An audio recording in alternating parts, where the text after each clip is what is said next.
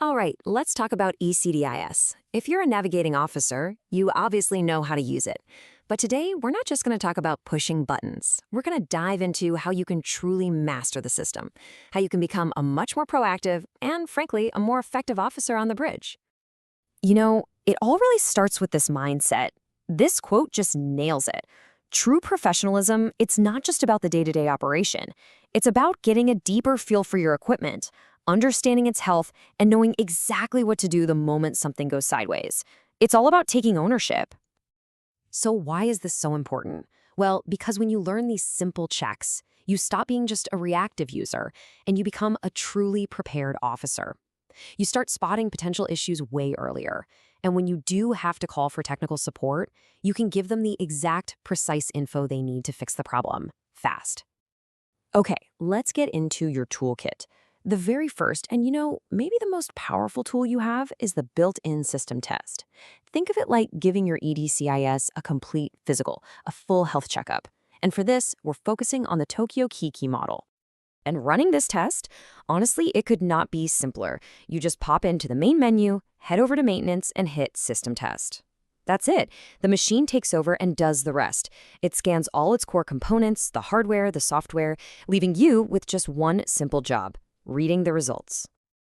And the real power here is how clear the results are. It's totally straightforward. You're either going to get an OK, which means, hey, you're all clear, everything's working great. Or you'll get an NG, which stands for no good. And that's the one that tells you a fault has been found in a specific part of the system. That right there is the golden nugget of information you're looking for. And here is where this makes a night and day difference. I mean, think about it. You call for support and say, my ECDIS isn't working. That's not super helpful, right? But what if you could say, the system test is showing an NG result for the hard drive? Wow! Now the technician knows exactly what the problem is, instantly. That precision saves a ton of time, money, and a whole lot of stress. All right, let's move on to our next tool. We've all been there, right? Some weird error message flashes on the screen for a second, and then poof, it's gone. For those quick, fleeting moments, you need solid evidence. And that is where the screenshot function is an absolute lifesaver. You know the old saying, a picture's worth 1,000 words? Well, on the bridge, it might be worth a whole lot more. A screenshot gives the tech support team an undeniable record of the exact alert, with all the on-screen data from that very moment. It just completely eliminates any guesswork. And the process for this is just dead simple. All you do is plug a USB drive into the port and then press two keys at the same time, Shift and F12. Boom! The system instantly saves a perfect image of your screen right onto that USB stick. It's such a simple habit to build, but it's invaluable when you're troubleshooting. Okay, tool number 3. This one's all about a really common problem: alarms that are coming from your external sensors. See, your ECDIS is the brain of the operation, but it's totally reliant on the data it gets from your GPS, your gyro compass, your speed log. And if that data stream gets cut off, you need to have a clear plan of action. Now, the system is not going to let you miss a sensor problem. It gives you a bunch of really clear visual warnings. You might get a specific alert like no GPS position, or you'll see that critical data on the screen turn bright red, or maybe it's just replaced with dashes. These aren't just little annoyances, okay? They are your immediate signal to start your action plan. So when you see those signs, your response needs to be logical and methodical. Don't just start randomly pushing buttons. First, acknowledge the alert. Then go straight to the source. Check the actual sensor unit. Is it on? Does it have its own error message?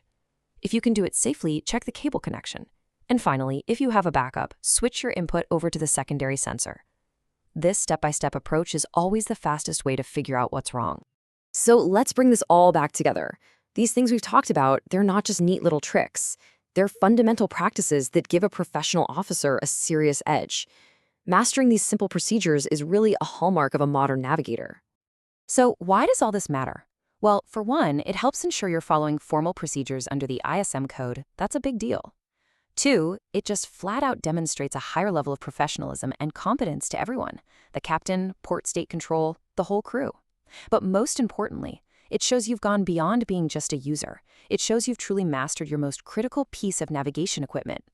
And that brings us to our last and honestly our most important point.